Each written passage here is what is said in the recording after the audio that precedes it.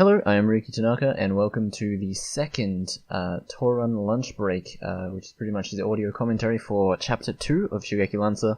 I'll be talking about the things I was thinking about whilst writing the chapter, and yeah, it's been a while since I've done one of these, but yeah, I've been a little bit busy with actually writing the series, as well as some other stuff I've been doing. But regardless, I'm going to be doing Chapter 2 this time, and I know it has been a while, but I will try and catch up. So that we can do the monthly releases of these audio commentaries alongside the episode and things like that. But either way, let's just hop right in and let's just talk about the second chapter. But before that, I actually kind of missed something last time, I believe, which was pretty much talking about Kyoryo's name, because in Japanese you got the different letters or the different characters that represent different meanings, and I thought because Kyoryo's was kind of thought out that I would just talk about it very briefly right now. So I kind of got the name Kyoryo from the fact that he's a protagonist. The word kyo can be in the word kyoryoku, which means to kind of like help each other out or like to combine kind of thing. As in, I used kyo at the start because he's kind of like the center of the team sort of thing. And the ya at the end is, it means arrow pretty much, which is similar to yarizaki. The yari at the front means like lance or spear. So I kind of wanted to go for like that because, you know, he is the Shugeki Lancer and his special move, you know, there's a lance in the background sort of thing. And that's kind of the reason why I used ya there, you know, it's arrow, and then yari there, I guess. I'm not sure if too many people are interested in like name origins and things like that, but I thought I'd cover it anyways. But yeah, either way, let's just hop over to chapter 2 now, and I'll just talk about whatever I have to talk about. Now, most likely this video will be a lot shorter than the first audio commentary, just because I had to explain a whole bunch of stuff in the first one, and we've pretty much, you know, talked about some of the original ideas and things like that I had that started the series, so this will pretty much just be some of the plot points in this chapter. My guess is this will be much shorter, so but yeah, I will do my best to, you know, talk about it in an informative but interesting way, so let's take a look. So we pretty much left off with Onimura losing to Kyoryo in the first chapter, and he was kind of like the initial villain, I guess, or initial antagonist to show off the main character's ability and work as a first chapter. As I mentioned in the first commentary, I do think the first chapter is kind of weak, but from here on out I start building on, and because like I said in the last one, the first chapter was meant to just be for my kind of to document ideas and things like that for myself. Whereas from chapter 2 onwards, it's in the perspective of me myself trying to make a story for other people to read. So the second chapter will be, or the second chapter onwards is where things start to get a lot more interesting and a bit more unique, is what I think at least. So first of all, we pretty much get the introduction. Well, I guess we saw Daimon in the first chapter. He's properly introduced in this chapter. You know, we get to hear that he needs to find a few more members so that his club can still go on, but Onimura's not listening and off he goes. So yeah, Onimura's pretty much left, but at the same time, I kind of wanted to show Kyoryo he still wants to take Onimura on because he does recognize that he has a bit of potential, even though, you know, he does things in a bit of a bad way or a bit of a negative way. But either way, Onimura's, yeah, he just leaves. So there you go. Again, pretty interesting to look at Kyoryo's hair color actually right now, because the chapters I'm writing right now, his hair color is darker in the recent chapters. Like, this looks very light in my eyes, but maybe it's just me, I don't know. But again, like I said in the first one, I very much do like this kind of delinquent look that I gave Onimura. I think he's a pretty cool looking character design that you know, even though I came up with it, I do think he's a pretty cool looking character. And then we get to see, I guess, Daimon. He was a lot more serious in the first chapter. He only had like 3 lines, I believe, but he was very much serious. He was talking to the headmaster. Whereas in this chapter, he's, you really do see his goofy side, his carefree side, I guess, which, you know, it's cool to see, because Daimon is a bit of a fan favorite, and I do love drawing him as well in different situations and different conversations and stuff, which is a lot of fun to do. Pretty much here we get to see that there is no entrance test of any kind, but even then, you know, they still need members and things like that, so Kyoryo's just going to join, just easily like that. But yeah, with this chapter I really wanted to show off Daimon, because he is the captain and he is kind of like one of the most important characters in terms of the team. Even if he doesn't shine as much as some characters like Kyoya, for instance. So we get a bit of an ominous thing, and this bit was a little hard to translate, actually. If some of you don't know, I do the series in Japanese first, and then I translate from that.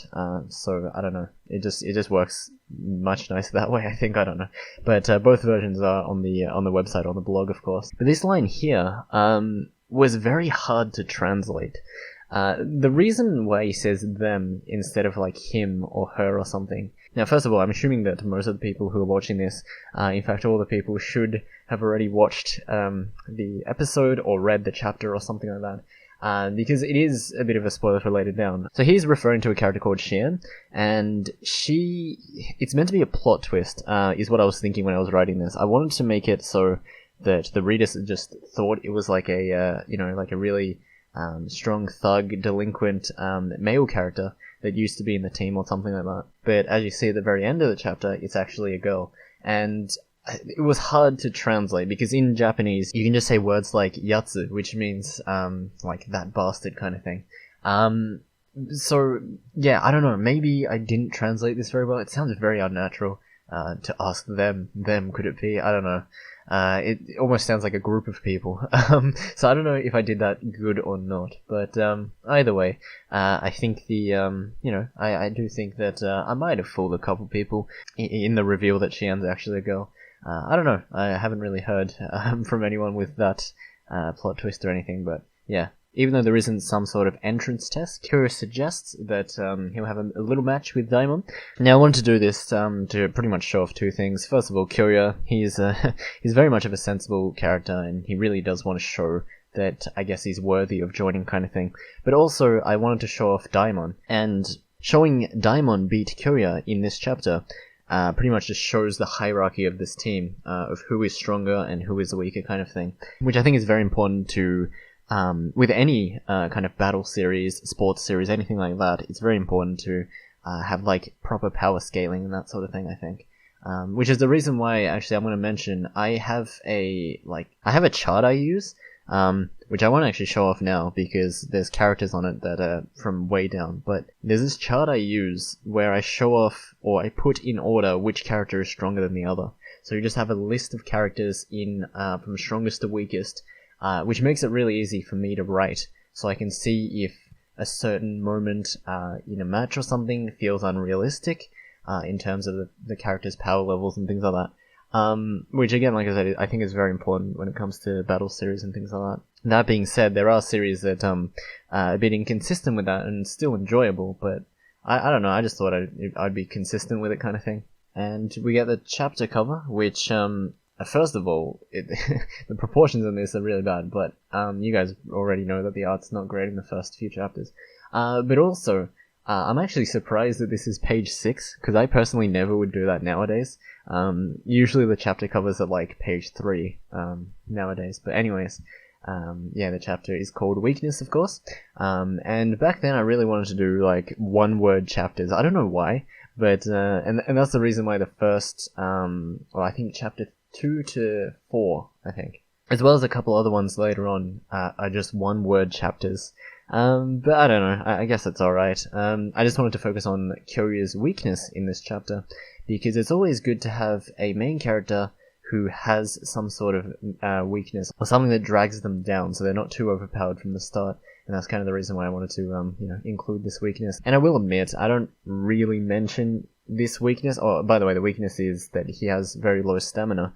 I haven't really mentioned it in some of the later chapters, which I feel kind of bad about. I should probably bring back into the series, but again, like I said, I think it is very important to have some sort of weakness, and yeah, to be honest, I don't mention it, but I do show it off visually, I think, with Kyoya sweating halfway through a match or something, and him getting tired out and things like that. But yeah, that's it was pretty much the idea of making a overpowered character with a strong skill that has a dramatic weakness, so he can't play for too long, sort of thing. So one thing I'll say about this page, I really like the bottom left panel. I think that's actually pretty dynamic, and I probably wouldn't do something like that these days, which looking back at some of these early things, I could really borrow a few ideas from here, I think. So yeah, as usual, the eyes are too big during these early stages because I was still getting the hang of the art style. But yeah, I think that that bottom left one is pretty cool. So yeah, we have a core ISO here, which doesn't look as good as the first chapter. But the thing with some of these special moves, and I guess it's a good and bad thing. First of all, drawing a special move takes a lot of time, and it's usually, that's the reason why they're usually like one page spreads or half page spreads or something like that. So I can draw less on the page in terms of the other panels, and I can just focus on the one panel. The issue with doing that is it's kind of a pain to implement the same techniques in other situations, I guess, or in other matches, something like this, for instance. Because, I had to redraw it in a different angle and things like that. Which is good and bad at the same time, because it's good because you don't see the same things over and over and over. I notice in some very early shonen, the main character will use his special technique, and that'll be the end of the enemy. And then in the next episode, he'll do the exact same thing against another enemy kind of thing. So I guess it's good that it restricts me from using the same move over and over, but I guess it is bad because it feels as though the skills are very one-off. Like, you see it once, and then, you might see another skill that he learns or something like that a bit later down or something. But yeah, I mean, I'm still finding the balance for it. Core ISO still comes up every now and then. I think it's come up like 3 or 4 times throughout the series. But I do try and focus on new ideas for the new matches, because I feel like that's a lot more interesting, and it just provides a new kind of impact. You don't want to see the same shot be the winning point every time kind of thing, like I just mentioned. So, I don't know, but yeah, I mean, I guess Core ISO is a bit of fun to draw. I do like drawing the little knight guy down there with the lighting up visor, which I think is pretty cool. And I also really like doing these lightning effects in blue, which I think look really nice. So yeah, this is where pretty much Kageyaki explains that yeah, he's the brother of Shugeki Lancer. And I think from here on out as well, I've been trying to explore this idea of Kyoya is not the Shugeki Lancer, the Piercing Lancer, but a lot of people view him as the brother of the Piercing Lancer kind of thing. So he's his own kind of player instead of the original one. That his brother was, of course. But yeah, if you notice, there's a lot of characters that are just like, oh, you're the Piercing Lancer, I'll take you on. Or like, I want to see your brother's techniques in action kind of thing. So, yeah, it'd be good to, in the future of the series, to give Kyoya his own identity, I think. That'll definitely be a plot point I want to explore, I think. So, yeah. So, of course, we got a page here with no dialogue, which I don't usually do these days, but maybe I should. This actually does look alright, not gonna lie. I don't mind doing this sort of thing as well. Of course, I think this is when I start using speed lines, which is a lot of fun, not gonna lie. It's super easy to do. So essentially all you do is you just, in Photoshop or whatever, you just select the white space and then paste in the speed line graphic.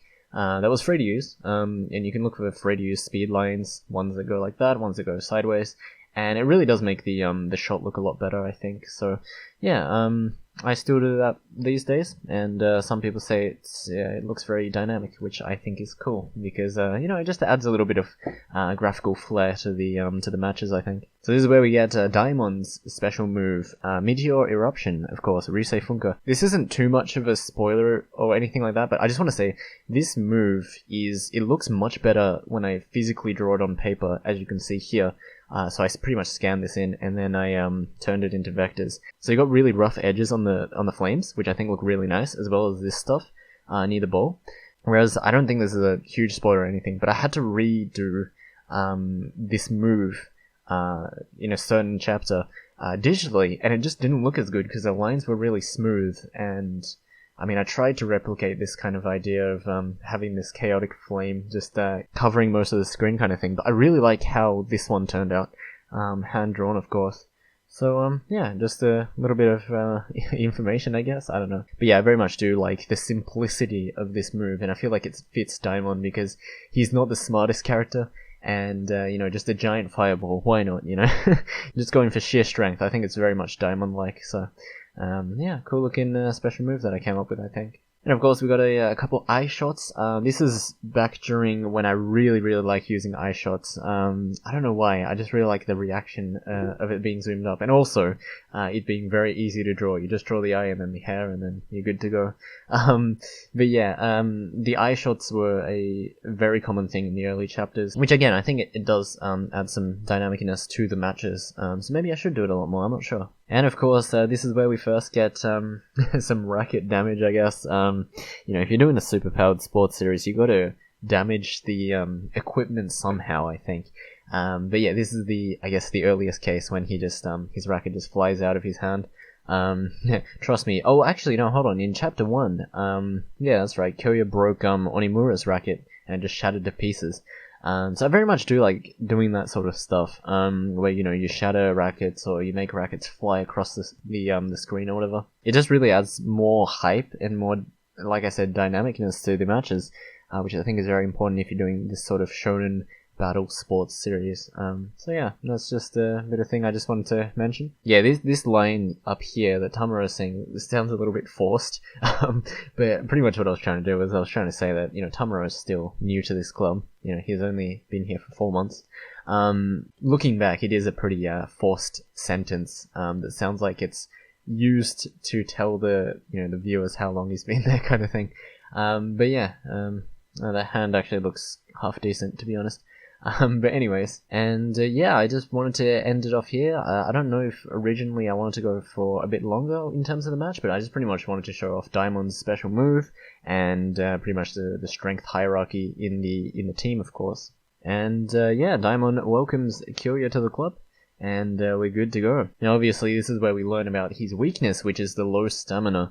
If you actually go back, actually, I don't remember if I mentioned it in the first chapter, but as you see in these 2 panels, he's sweating and he's breathing heavily and things like that. I still do that quite a lot with Kyoya, but not only just Kyoya, I do it with some of the other characters as well, just to show the intensity of the match. In fact, let me just go back to the first chapter to see if I included any of that. Alright, yeah, I do remember, here. So he says he has to end this soon, and I think I mentioned this in the first commentary as well, but really does hint at his weakness. And like I said, I really do like hinting at small things from early on and then coming back to them in a few chapters and just linking everything together. That's just, I don't know, I very much do enjoy doing that. But as you can see, yeah, it has been mentioned in the first chapter. So anyways, back to here, I believe. Yeah, this is where we got it, and we get his mum, like, crying, you know, trying to, you know, give him a bit of courage kind of thing. Looking back, this is very similar to Hinomaru Zumo, where the mother is, like, sorry for giving the main character a small body. Because in that anime and in that manga, you got to be a certain height to be like a professional sumo wrestler kind of thing. So yeah, looking back, it is a pretty cliche thing to put in there, and I probably wouldn't put it in there if I was writing this chapter these days. But yeah, you know, it's just shows off his weak body, I guess. I kind of included this as well because back in my days, so when I was playing sports and things like that, I mean, saying this myself, it kind of sounds cocky or whatever, but like I was pretty decent. But at the same time, I didn't have a lot of stamina at all. And I did, you know, quite a lot of consistent sports and, you know, things like karate and table tennis and whatever else. So yeah, I feel like that idea kind of came from my own experiences as well. And I think it's cool that Kyoya is very much a sort of like skillful player, but he doesn't have all that much stamina, which I think is a nice balance, like I mentioned before. So anyways, here is where we get the introduction shot for the 3 members so far. We got Kiichi Tamura, Yoda Daimon, and Kageyaki Nijino. Now, I probably wouldn't have done this weird font in the background but like back then I didn't really have a logo for the team, and that's kind of the reason why I just used the default the font, I guess, and just put a color highlight around it. But either way, we got 2 second years and a 3rd year. I thought it was a good balance as well. Originally, Kageyaki was meant to be a year older than the 2 main characters, but the more I wrote and thought about the ideas coming up and things like that, I thought it'd be much better if they were all the same year level. I also kind of think main characters being 2nd years is always the easiest to work with, because you can always introduce characters that are younger than them, that look up to them, or you can also introduce characters that are older than them, that they can look up to, kind of thing. If they're in the middle, it's a lot easier to interact with a whole bunch of characters that you design. So pretty much so far, Kyoya, Tamuro, and Kageyaki are all second years, and Daimon, and if you want to include Onimura, they're third years. So yeah, there's a quite a distinct difference in how they appear and their personalities, kind of thing. Where I really do think the second years kind of seem similar. They all have different personalities and they're all different, but they seem like they match in the same kind of category. So I think that's cool. But yeah, this is where we probably get introduced to Kageyaki's full name. So yeah, there you go. And again, with the names and the name origins, I'm going to talk about them when the profiles come up, because each chapter has a named profile at the end, and I couldn't talk about it there. Now here is where we get the second half of this chapter, and as I've mentioned in the first commentary as well, the style of writing I kind of like to do with a lot of these chapters is have one plot point in the first half and then a second plot point in the second half. So the first half was the action, and that was the Daimon versus Kyoya match, of course. And then the second half is leading up to the next event, sort of thing. And we hear that there is some member that we need to talk to, but Daimon can't go because he's a bit busy. And we also learned that there was someone that used to be in this table tennis club, which, you know, it's always interesting to bring back someone who was already in the club, kind of thing, which you might see a lot in other sports series, and usually they're a lot of trouble to deal with, so let's see who we have to deal with, I guess. So as seen here, Kageyaki knows something in this conversation. And that's kind of the reason why she's just like, oh, I'll help you out instead, Captain. I kind of wanted to isolate both Kyoya and Tamuro, and as well as the reader, in not knowing who this person is, but you also have characters who already know, and you know, and I guess the whole thing of Kageyaki being scared also hypes up what the character's going to be like, sort of thing, and that's the reason why I did that. And of course they get the address, or you know, where they're at, and off they go. And yeah, it's not an address, but yeah, it just says go through the side street and near the convenience store. And again, this is another lost in translation thing you can't really do. Like, how do you read this? Because, you know, English doesn't have things like characters or kanji, of course, where they write certain characters, and you know, this up here was a little bit too complex for Tamuro to read, I guess. And then that's why Kyo's just like, is that Shin? Is that how you read it? But yeah, that's pretty much, again, another thing that was a bit hard to translate, but I just kind of had to go with it. So, you know, there you go. But off they go. And, you know, I tried a few different palettes and textures here, different effects. We just have like a white outline around it, and like different grain effects and things like that. I was just experimenting, as you can see, and as you can see, I was very lazy because I literally just copied that and then resized it and then put it in the background of that. And you know, I still do techniques to save up time and things like that, and look, if they work, then I don't think it matters too much. But yeah, off they go again, and we get a few delinquents, which I think I voiced both of them, I'm pretty sure. So it's a lot of fun doing my deep voice for you know, things like delinquents and things like that. I don't get to do a lot of deeper voices. Well, I mean, I guess with Onimura he was kind of like a similar range, but with Kyoya he's you know, not very expressive, so it's always fun to do characters or just like side people that are a bit more expressive, I guess. So yeah, I don't know why this guy hasn't ripped off sleeves, but I guess he does. And you know, just random delinquents or thugs or whatever, just in this alleyway. And yeah, and we also get a little joke scene here where Kyo is just like, I am scared, but he doesn't look scared. So, you know, it's just typical. I guess this is a bit of a cliche with monotone characters, but I thought I'd just throw it in there, why not? And then here we go, we got the famous first line, I guess, of a lot of readers' favorite character, from what I can tell, which is Kyoko Shion, of course. So I'll actually talk about a bit of the voice actor as well. When I was listening to the first lines, or the first batch of lines in this chapter, I was just blown away because she sounded exactly like I expected her to sound like. And as you can see in the credits for each of the episodes, as well as descriptions and things like that, she's voiced by my good friend Iris Dragon, who is extremely talented, I'm telling you. And if you're watching this, then thank you so much for letting me use your voice for such an awesome character. But yeah, I listened to this, you know, the first few lines of this of chapter 2, and I was just blown away. I was honestly just blown away at how it captured exactly how I was thinking, like even before I was writing Shion, or like I was writing these pages, because I had sort of like a basic idea of what character she would be like, and you know, some of the lines she was going to say. So yeah, I was very much surprised at how well that voice fit. A bit of an inside story as well, I guess. Shien, when I was drawing it, I wasn't really thinking about the colors or anything. And when I was going in to color it, I didn't know which color to use, and there was 3 different colors I could go for, which I thought worked, which was a light blue, a light green, or a purple. And I might actually edit this panel right here to show you guys on screen right now. There was 3 different color palettes that I was interested in using, and I don't know why I chose purple. I just thought, you know what, I'll just go with this one sort of thing, and I didn't put too much thought in it, but thinking back, I think it fits her character the most. Well, in next chapter, we get to hear that one of her nicknames is the Flames of the Death God. And I feel like, dark flames usually are purple sort of color. So I feel like it definitely does fit, but I wasn't really thinking too deeply when I originally colored it. So, but yeah, I think it turned out very well. And then we get our 1-page shot, which at the time I was so proud about when I drew, but yeah, it's not the best thing. It definitely shows the idea that I'm trying to convey, so I guess it doesn't really matter too much. But yeah, there she is. And yeah, thought I'd throw in a menacing sound effect that's very famous in JoJo's Bizarre Adventure. And but yeah, obviously you can see it in other series as well. I just thought it worked, and the black kind of mist texture that I put in the background, I think it works as well.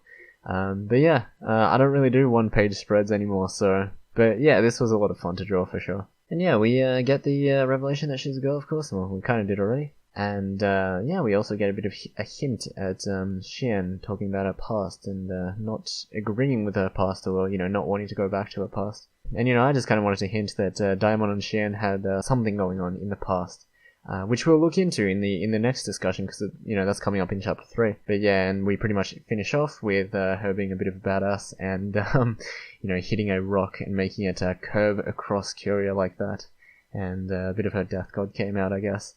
So yeah, that's the end of the chapter. So I guess we'll talk about this first. So this is the Shugeki time short, of course.